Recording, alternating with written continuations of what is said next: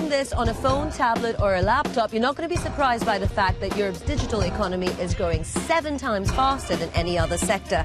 But its share of the €2,000 billion global market is still only a quarter. So welcome to Real Economy's breakdown of our digital road ahead. On the show, we look at a French car share startup that's going global. We'll speak to its founder and CEO and to one of the world's largest tech investors, Accel Partners. We'll also look at the digital challenges facing traditional industries like tourism and the challenge for us, the people for whom digital must be sustainable. Not all of us can afford a car, let alone a Ferrari, so 2 million travellers, including 500,000 new subscribers, use BlaBlaCar every month to travel from city to city. That's a whopping 12 million subscribers in just 3 years, helping this French company raise €80 million. The plan? To go global. Pretty rare for a European startup. So Gianni Maggi took a ride to find out what its appeal is. A phenomenon of the internet age. You're planning a long car journey, either last minute or weeks in advance. You go online and a few clicks later it's organised, as simple as that. It's not just car sharing. You can rent a holiday apartment or even charter a sailboat through this people-to-people model. Anyone can answer an ad on the website, and that's how we found Clément, who uses BlaBlaCar for his weekly commute. Every Friday night after my work week, I went back to Bordeaux at the weekend and returned on Sunday or Monday. I had no problem filling my car and covering my expenses. In fact, apart from fatigue, the trip cost me nothing. This kind of service is developing rapidly worldwide.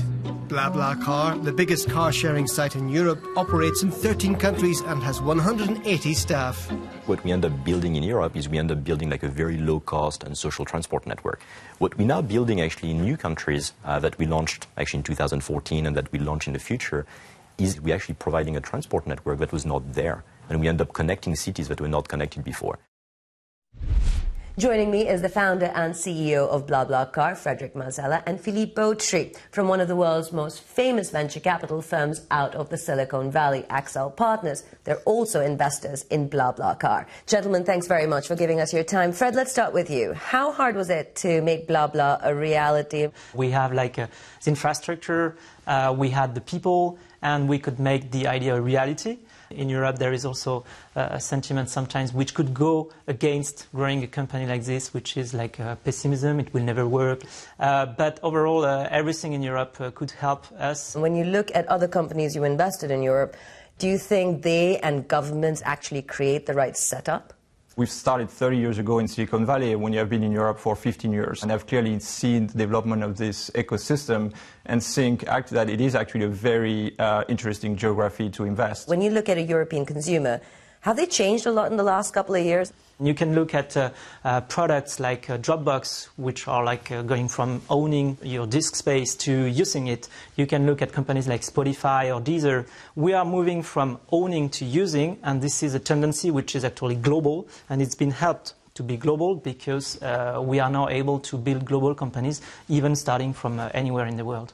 What I've seen is a real willingness from the different governments to actually push this digital agenda and wanting to review some of the laws that are regulating these markets. The next step, if we want to accelerate things further, would be to unify this legislation at a European level. I mean, just to take one example, so a company called Hustle.com, which launched in London, which is a marketplace for cleaners. So they launched in the UK, which have a specific set of law. Then they launched in Dublin, which is another set of law.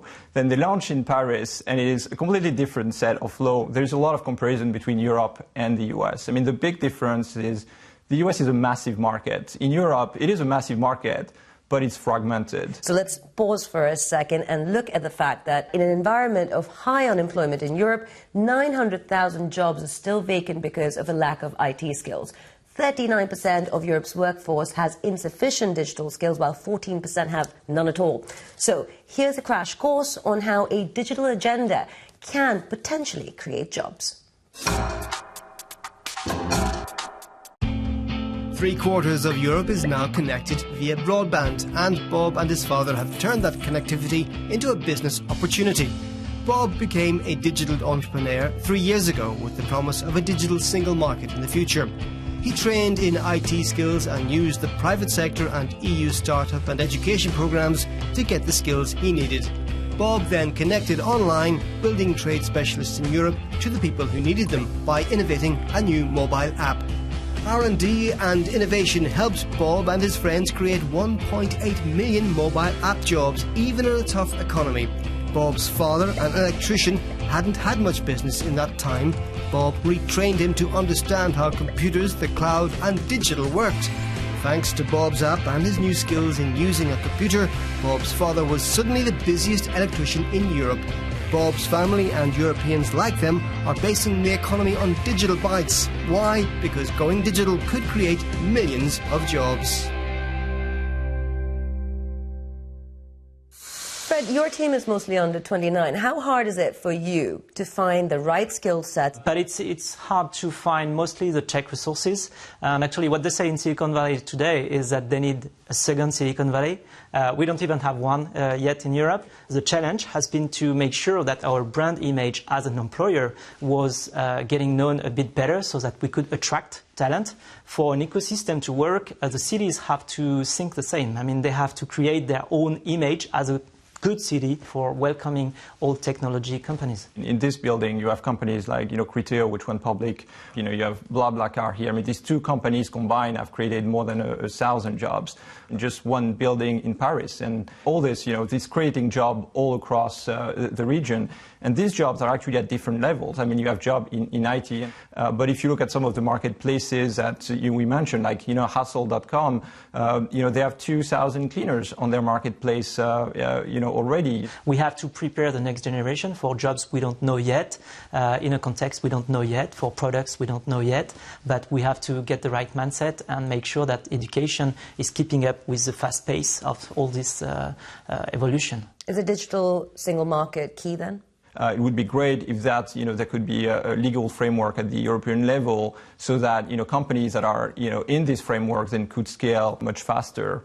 It's important to raise the awareness of the digital economy of the young people, and so that they can find career paths, in this new economy. Well, talking about jobs potentially lost or created, 72% of us use the internet, with almost half of us shopping online, but only 14% of SMEs use the net to sell their product. This despite the fact that, say, the European regional funds have invested around 3 billion euros in trying to address that gap. So, Gianni Maggi took off on a wine tasting holiday, lucky man, to see how the tourism industry, a big employer in Europe, is coping with a digitally savvy consumer. It's the epitome of a traditional way of life and seems a million miles away from the digital world. But the internet and social media are revolutionising the way wine producers do business. Every year, millions of tourists visit the Loire Valley, one of France's top wine regions. Increasingly, they're using smartphones to organise wine tastings, visits to vineyards and accommodation in country houses. And local businesses are keen to capitalise. When you create a poster, you talk to a stream of people walking past that poster.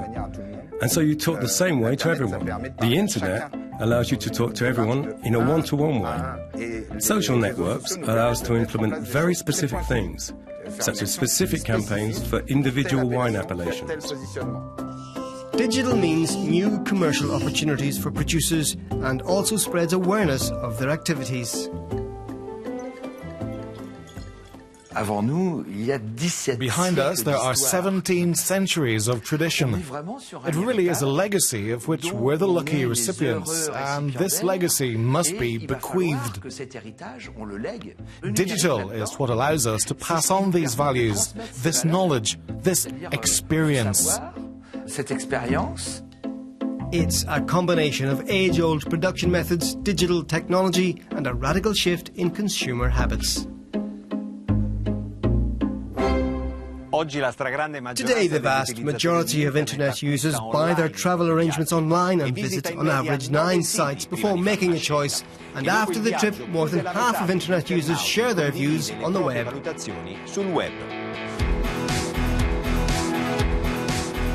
This revolution has weighed heavily on the tour operators' market. Before the internet, we used travel agencies to book our holidays for us. But that's all changing.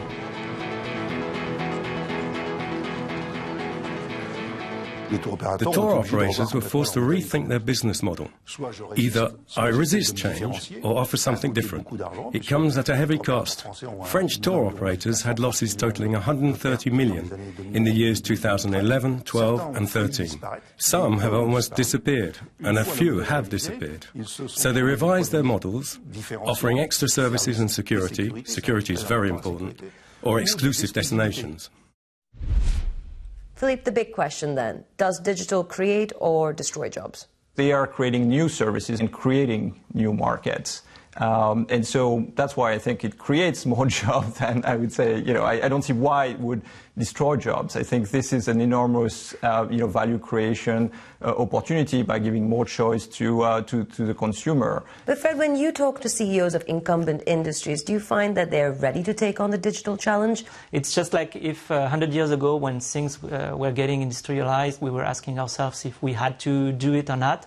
I guess it was the same kind of questions. Now we're in the technology cycle and we have to adapt to it, so we will do it. Everybody will go that way. Now with all this technology environment, it's going faster than usual, but I think it's just a normal evolution. How does Europe attract and create the second Silicon Valley that Fred was talking about? In Europe is you have 12, 14 cities that can be distance of several hundred miles or 1,000 miles with Moscow. But actually, they're all burgeoning ecosystem, and we have seen this ecosystem maturing, for the past 14 years, right, since the first bubble. Now you have, companies like Supercell, for example, which was, $3 billion outcome. You have Zoopla. If anything, gives us, more willingness to invest in Europe. Gentlemen, thank you very much for your time, and thank you for watching. Goodbye.